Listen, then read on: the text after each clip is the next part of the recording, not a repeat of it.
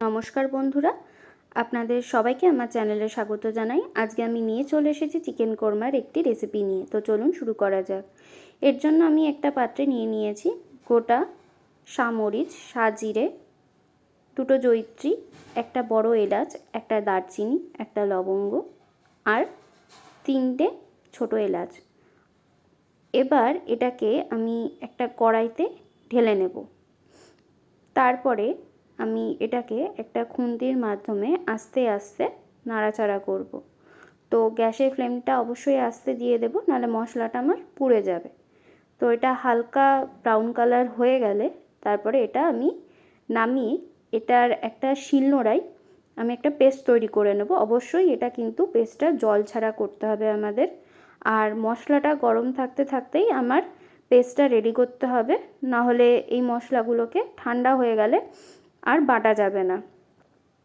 তো তারপরে আমি একটা পাত্র নিয়ে নিয়েছি, তাতে নিয়ে নিয়েছি পরিমাণ মতো চিকেন, ও তাতে আমি দিয়ে দিচ্ছি পরিমাণ মতো দই, ম্যারিনেট করব বলে। তো দই দেওয়া হয়ে গেছে। এবার আমি দিয়ে দিচ্ছি গোলমরিচের গুঁড়ো। তো গোলমরিচের গুঁড়োটা আপনারা যেরকম ঝাল খান সেরকমই দেবেন। তারপরে এখানে অ্যাড করবেন স্বাদ মতো লবণ, আপনারা যে যেরকম লবণ খান সেরকম দেবেন। তারপরে এর মধ্যে আমি অ্যাড করছি অল্প পরিমাণ হলুদ গুঁড়ো। তো হলুদ গুঁড়ো অল্পই দেব, কারণ কোরমাতে বেশি হলুদ দিতে নেই। তারপরে আমি দিয়ে দিচ্ছি আদা ও রসুন বাটা। তো তারপরে আমি এর মধ্যে দিয়ে দিচ্ছি পরিমাণ মতো কাশ্মীরি লঙ্কার গুঁড়ো। এবার এটাকে আমি হাতের সাহায্যে হালকা হালকাভাবে ভালোভাবে মেখে নেব। আর মাংসের মধ্যে যাতে মশলাগুলো ভালোভাবে ঢোকে তার জন্য প্রত্যেকটা মাংসে আমি দেখুন এইভাবে ভালোভাবে হাতের সাহায্যে ম্যারিনেট করছি। তো হয়ে গেছে মোটামুটি আমার ম্যারিনেট করা। তো এবার এটাকে আমি 30 মিনিটের জন্য একটা প্লেটের মাধ্যমে ঢেকে এটাকে আমি রেস্টে রেখে দেব। এবার এইদিকে একটা পেস্ট তৈরি করার জন্য একটা পাত্রে কিছুটা পরিমাণ জল নিয়ে তাতে দিয়ে দেব পরিমাণ মতো কাজু আর দিয়ে দেব আমন্ড। এবার এটাকে ভিজিয়ে রাখবো। তারপর এইদিকে গ্যাস জ্বালিয়ে তাতে আমি দিয়ে দেব কড়াই। এই কড়াইটা দিয়ে তার মধ্যে কড়াই গরম হয়ে গেলে দিয়ে দেব আমি রিফাইন্ড অয়েল। আমি এখানে তৈরি করব বেরেস্তা, তাই আমি রিফাইন্ড অয়েলটা ইউজ করছি এখানে। তো তেলটা মোটামুটি আমার গরম হয়ে গেছে।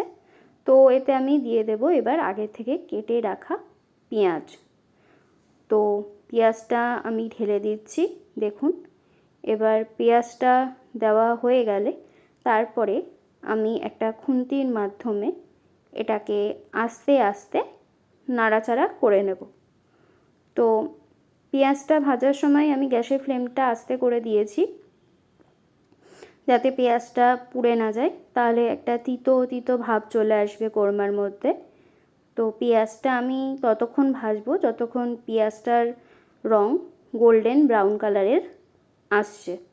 তো ততক্ষণ আমি খুন্তির মাধ্যমে এটাকে ভালোভাবে নাড়াচাড়া করতে থাকবো।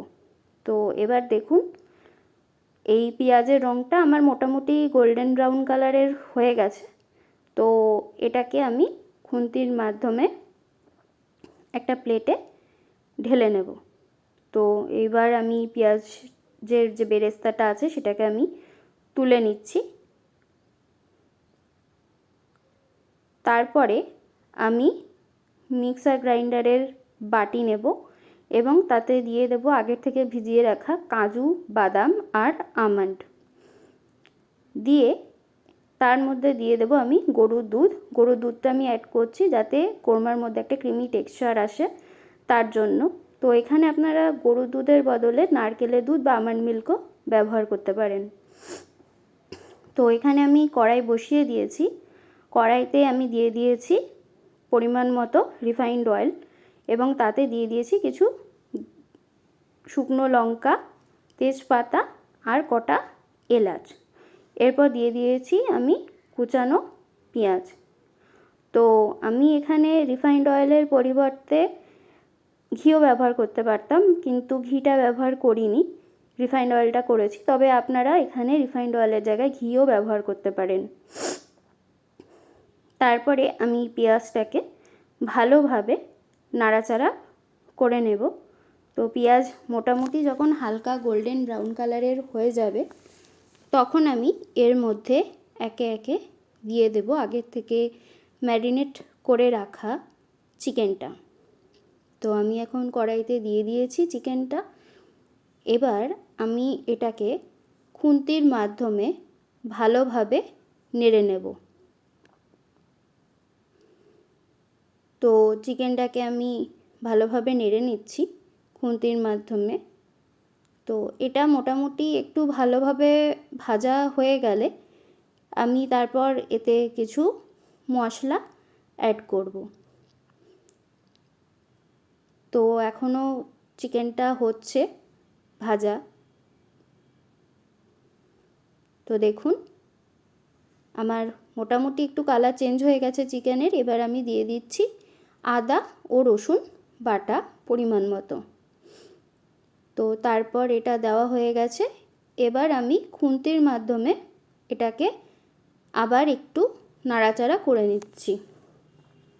মোটামুটিভাবে এই আদা রসুন বাটার সাথে কষানো হয়ে গেলে আমি এখানে অ্যাড করে দেব গোটা কাঁচা লঙ্কা। আমি কাঁচা লঙ্কাটা চিড়ে অ্যাড করেছি। কাঁচা লঙ্কাটা এই টাইমে অ্যাড করলে চিকেনের মধ্যে একটা আলাদা একটা ফ্লেভার আসে কাঁচা লঙ্কার। তো তার জন্যই আমি এখানে কাঁচা লঙ্কাটা অ্যাড করেছি এইভাবে। তারপর আবারও নেড়েচেড়ে ঢাকা দিয়ে রাখবো 10 মিনিটের জন্য সিদ্ধ হওয়ার জন্য। তো ঢাকনা খুলে আমি আবারও এটাকে নাড়াচাড়া করে নেব, কারণ না হলে হয়তো নিচে জিনিসটা পুড়ে যাবে। তো তার জন্য আমি আবারও নাড়াচাড়া করে নিলাম। এইবার আমি অ্যাড করে দিচ্ছি পেস্ট করে রাখা কাজু, আমন্ড আর দুধের পেস্টটা। এই দুধটা দেওয়ার জন্য কিন্তু কোরমাতে একটা বেশ ভালো ক্রিমি টেক্সচার আসে এবং খেতেও কিন্তু খুব সুন্দর হয়। তো দেওয়া হয়ে গেছে। এবার আমি ভালোভাবে নাড়াচাড়া করে নিচ্ছি। তো নাড়াচাড়া আমার করা হয়ে গেছে। এবার আমি এতে অ্যাড করছি কিছুটা পরিমাণ লঙ্কার গুঁড়ো, লাল লঙ্কার গুঁড়ো। তো এটা আপনারা যতটা ঝাল খাবেন ততটাই অ্যাড করবেন বুঝে। এরপরে আমি অ্যাড করছি লবণ স্বাদ মতো। তো অ্যাড করা আমার হয়ে গেছে। এবারে এটাকে আমি আবারও একটু নাড়াচাড়া করে নেব। তো দেখুন রঙটা মোটামুটি আমার একটু চেঞ্জ হয়ে এসছে। কিছুক্ষণ ঢাকা দিয়ে রেখেছিলাম, ঢাকনা তুলে এটাকে আবার নেড়েচেড়ে নিচ্ছি। এবার আমি এর মধ্যে দিয়ে দেব আগে থেকে করে রাখা পেঁয়াজের বেরেস্তাটা। এটা আমি ওপর দিয়ে সুন্দর করে ছড়িয়ে নিচ্ছি। তারপরে আমি দিয়ে দেব যে আমি গোটা যে মশলার একটা পেস্ট করেছিলাম শুকনো খোলায় বেটে নিয়েছিলাম শিলনোড়ায়, সেই মশলার গুঁড়োটাই আমি এখানে অ্যাড করছি পরিমাণ মতো। তারপরে এটাকে আমি ভালোভাবে আবারও নাড়াচাড়া করে নেব, যাতে পুরো কোরমার মধ্যে মশলাটা সঠিকভাবে ছড়িয়ে যায়। তো তার জন্য দেখুন আমি নাড়াচাড়া করে নিচ্ছি। তো এটা আমার মোটামুটিভাবে প্রায় রেডি। আমি আর 1-1.5 মিনিটের জন্য এটাকে নাড়াচাড়া করব। তো এটা আমার হয়ে গেছে মোটামুটি। তো এবার এটাকে আমি নামিয়ে নেব। তো এটা আমি একটা সার্ভিং বলে এটাকে সার্ভ করে দিচ্ছি। এটা আপনারা রুটি, রুমালি রুটি বা পরোটার সাথে খেতে পারেন। শীতকালে এরকম একটা যদি রেসিপি থাকে রুটি বা পরোটার সাথে, তাহলে ডিনারটা তো পুরো জমে যাবে। আপনারা একবার অবশ্যই বাড়িতে এই রেসিপিটা ট্রাই করবেন এবং আমাকে অবশ্যই জানাবেন কমেন্টের মাধ্যমে যে আপনাদের এটা কেমন লাগলো। এরপরে আমি একটুখানি ওপরে বেরেস্তা ছড়িয়ে দিচ্ছি গার্নিশ করার জন্য। তো আমার কোরমা এবার রেডি।